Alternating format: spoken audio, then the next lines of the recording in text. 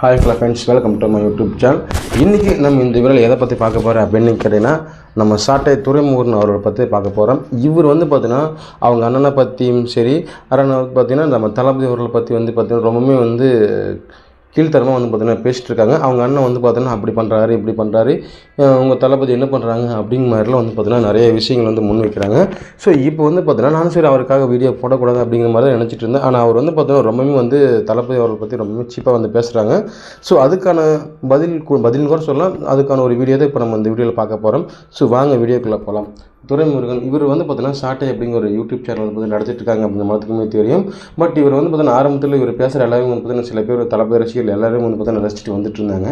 ஆனால் இப்போ இந்த கொஞ்ச நாளாக பார்த்திங்கன்னா நம்ம தளபதி அவர்களை பற்றி ரொம்பவே தாக்கி பேசிகிட்டு இருக்காங்க. இவர் பார்த்திங்கன்னா மாநாட்டில் என்ன பேசுகிறாரு, எழுதி கொடுத்து பேசுகிறாங்க, அதை கொடுத்து பேசுகிறாங்க அப்படின்னு சொல்லி பார்த்திங்கன்னா சும்மா ஏதாவது ஒரு சொல்லிகிட்டே இருக்கிறாங்க. அதுக்கப்புறம் பார்த்திங்கன்னா மாநாட்டில் அங்கே தொண்டர்கள் எல்லாத்துக்கும் பார்த்திங்கன்னா தண்ணி இல்லை, ரெண்டாவது இது உடச்சிட்டாங்க, சேர் உடச்சிட்டாங்க, அப்படி இப்படின்னு சொல்லி பார்த்தோன்னா டெய்லி கண்டிப்பாக தளபதி பற்றி ஒரு வீடியோ இல்லாமல் இருக்காது. ஸோ அந்த மாதிரி டெய்லி தளபதி பற்றி அந்த கட்சியை பற்றி ஏதாவது ஒரு அவதூறு பார்த்தீங்கன்னா அவர் பேசிகிட்டே தான் இருக்காங்க. ஸோ அதாவது இவருக்கு என்ன பிரச்சனை அப்படின்னு எனக்கு தெரியல. தளபதி மேலே இவருக்கு பார்த்தீங்கன்னா எந்த அளவுக்கு வன்மம் இருக்குது அப்படிங்கிறதும் நல்லாவே தெரியுது. ரொம்ப பயமாகவும் இருக்குது அப்படிங்கிறது நல்லாவே தெரியுது. ஆரம்பத்தில் பார்த்தீங்கன்னா இந்த மெர்சல் படம் இந்த மாதிரி நிறைய படங்கள் தளபதிக்கு ரிலீஸ் ஆகும்போது ரொம்ப பார்த்தீங்கன்னா தளபதி பற்றி ரொம்ப தூக்கி வச்சு பேசிகிட்டு இருந்தாங்க. அவங்க அண்ணனும் கூட பார்த்தீங்கன்னா நல்லா தான் பேசிகிட்டு இருந்தாங்க. அதுக்கப்புறம் பார்த்தீங்கன்னா சூப்பர் ஸ்டார் கட்சி ஆரம்பிக்க போகிறேன் அப்படின்னு சொன்னேனே. ஸோ இவங்க ரெண்டு பேரும் பார்த்தீங்கன்னா தளபதி அவர்களை தூக்கி வச்சுட்டு சூப்பர் ஸ்டாரில் பார்த்தீங்கன்னா ரொம்ப இறக்கி பேசிகிட்டு இருந்தாங்க.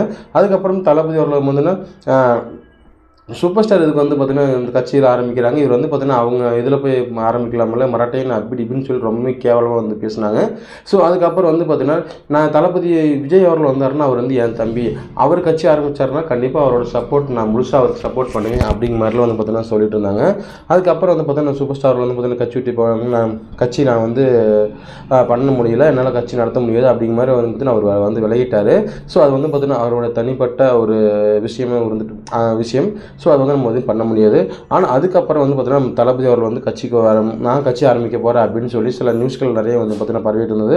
அதுக்கப்புறம் பார்த்தீங்கன்னா சாட்டை அவங்க அண்ணன் ஆகட்டும், அதாவது சீமான் அவர்களாகட்டும், சாட்டை சேனல்காராகட்டும், இவரெல்லாம் பார்த்தீங்கன்னா ஓகே அவர் படங்கள் தளபதி படங்கள் ரிலீஸ் ஆனாலே பார்த்தீங்கன்னா இந்த படம் பரவாயில்ல நல்லா வசூல் பண்ணுது, இவர் தளபதி அவர்கள் கட்சிக்கு வந்தாருன்னா என்னுடைய சப்போர்ட் முழு சப்போர்ட் எப்பவுமே நான் என் தம்பி விஜய் அவர்களுக்கு நான் சப்போர்ட் பண்ணுவேன். இவர் பார்த்தீங்கன்னா தமிழ்நாடு நம்ம பையன் அப்படிங்கிற மாதிரிலாம் பார்த்தீங்கன்னா நிறைய விஷயங்கள் அவர் சொன்னார்.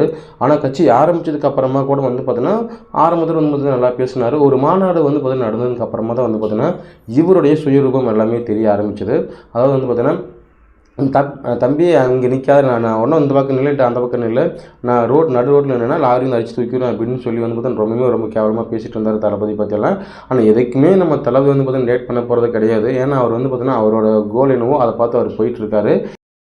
ஸோ அதுக்கு ஒரு கட்டத்துக்கு மேலே பார்த்தீங்கன்னா நம்ம சீமான் அவர்கள் தளபதி பற்றி ரொம்ப தாக்கி பேசிகிட்டு இருக்கிறாங்க. அதாவது பார்த்தீங்கன்னா இப்போ ரீசெண்டாலாம் பார்த்தீங்கன்னா தளபதி பற்றி ரொம்ப கேவலம் பேசவும், அப்புறம் டிஎம்கே அதாவது ஆளுங்கட்சி பற்றி பார்த்தீங்கன்னா ரொம்ப தூக்கி பேசுகிற மாதிரி பார்த்தீங்கன்னா பேச ஆரம்பிச்சிட்டாங்க. ஸோ அந்த அளவுக்கு பார்த்தீங்கன்னா இவர் பேசிகிட்டு இருக்காரு.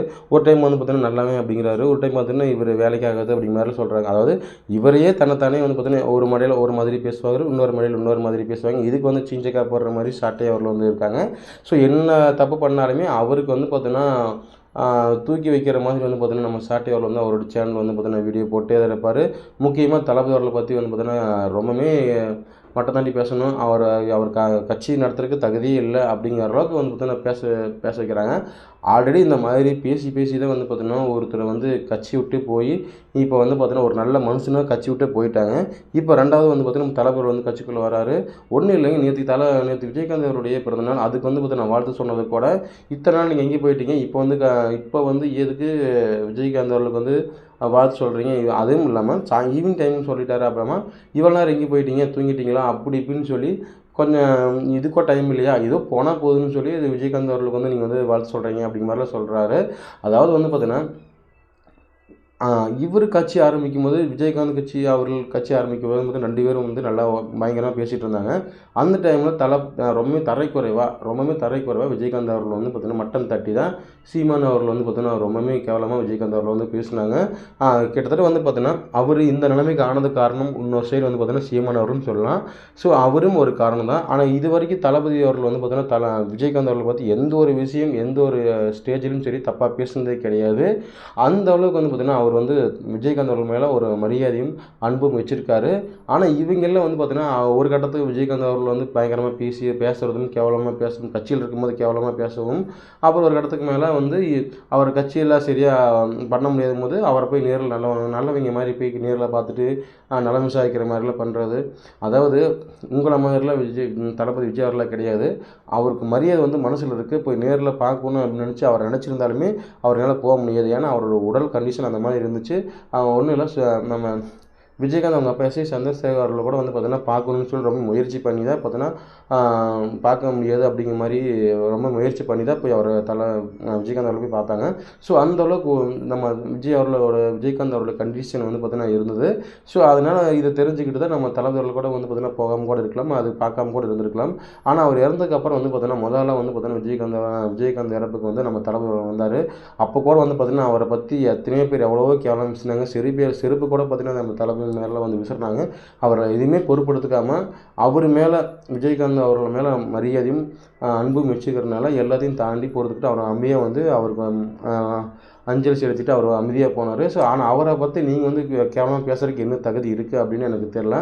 ஸோ எதுவுமே பேசுனது கிடையாது. யாரை பற்றி அவதூறாக பேசுனது கிடையாது. விஜயகாந்தை பற்றி எந்த ஒரு விஷயம் இது வரைக்கும் பேசுனதே கிடையாது. அவரை வந்து தளபதி வந்து இப்படி பேசிட்டாங்க அப்படின்ட்டு நீங்கள் வந்து ஒன்று உருட்டுன்னு விட்டுக்கிறீங்க. அதே மீறி ஏதாவது பேசிட்டாங்கன்னா இவர் எப்படி பேசலாம், இவருக்கு பேசவே தெரியல அப்படிங்கிற மாதிரியும் சொல்லுவீங்க. பேசாமல் ஏதாவது ஒரு விஷயத்தை விட்டாலுமே இப்படி தான் பண்ணுவீங்க. அதாவது தளபதிக்கு வாழ்த்து சொன்னதில் என்னப்பா தப்பு? அது வந்து இவ்வளோ நேரம் என்ன ஆயிடுச்சு? இதுக்கு முன்னாடி போன மாநாட்டில் ஏன் வந்து இவரை பற்றி பேசலை? இந்த மாநாட்டில் எதுக்கு வந்து இவரை பற்றி பேசுனீங்க? போன மாநாட்டில் வந்து எதுக்கு வந்து இவரை கட் அவுட்டில் வைக்கல? இந்த மாநாட்டில் மட்டும் எதுக்கு அந்த கட் அவுட் வைக்கிறீங்க? அதாவது அந்த கட் அவுட் வந்து பார்த்தோன்னா அது வேறு ஊர். இது வந்து பார்த்தோன்னா மதுரை மாநாடு. மதுரைனால வந்து பார்த்தோன்னா அது நம்ம விஜயகாந்த் அவர்கள் ஊர். ஸோ அதுக்கு அவர் மரியாதை செலுத்தும்படியாக தான் வந்து பார்த்தோன்னா மாநாட்டில் வந்து நம்ம எம்ஜிஆர் அவர்களும் ஃபோட்டோவும் நம்ம தளபதி ஃபோட்டோ, விஜயகாந்த் அவர்கள் ஃபோட்டோ 3 ஃபோட்டோ வச்சு தான் வந்து பார்த்தோன்னா அவர் வந்து அந்த இடத்துல வச்சுருந்தாங்க. ஆனால் இது கூட புரியாமல் ஃபஸ்ட்டு மாநாட்டில் எதுக்கு வந்து அவரை பற்றி பேசலை, எதுக்கு அவர் கட் அவுட் வைக்கல அப்படிங்கிற மாதிரிலாம் வந்து பார்த்தோன்னா தற்கொலை மாதிரி இவங்க வந்து சில கேள்விகள் கேட்டிருக்காங்க. ஸோ இதெல்லாம் எதுக்காக இந்த மாதிரி பண்ணுறாங்க அப்படின்னு தெரில. தளபதி மேலே எந்த அளவுக்கு கோபம் இருந்தாலுமே பட் நீங்கள் என்ன ரியாக்ட் பண்ணாலுமே அவர் வந்து பார்த்தீங்கன்னா அதுக்கான ஒரு ரியாக்ட் பண்ண மாட்டார். அவர் வாட்டுக்கு அவர் வேலையை பார்த்துட்டே தான் இருப்பாங்க.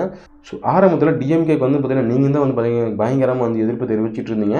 அப்போ வந்து பார்த்தீங்கன்னா எதுவுமே தெரியல. இப்போ வந்து பார்த்தீங்கன்னா நம்ம தளபதி வந்து கட்சி ஆரம்பித்து அவர் வந்து இந்த மாநாட்டில் டிஎம்கே தான் நம்மளுடைய எதிரி, பிஜேபி நம்மளுடைய எதிரி அப்படி மாதிரி சொன்ன உடனே வந்து பார்த்தீங்கன்னா அதாவது நீங்கள் எல்லாம் சேர்ந்து வந்து தளபதி வந்து தாக்குறீங்க அப்படிங்கிறது நல்லாவே தெரியுது. இப்போ வந்து பார்த்தீங்கன்னா டிஎம்கேக்கு வந்து நீங்கள் தூக்கி வச்சு பேசுகிறீங்க.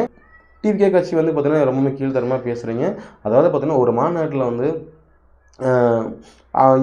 தண்ணி கிடையாது, எதுவுமே கிடையாது, சாப்பாடு கிடையாது. அந்த கூட்ட நெரிசலில் ஒருத்தர் தொண்டை வந்து மேலே ஏறி வர்றான், அவனை தூக்கி எறிகிறீங்க.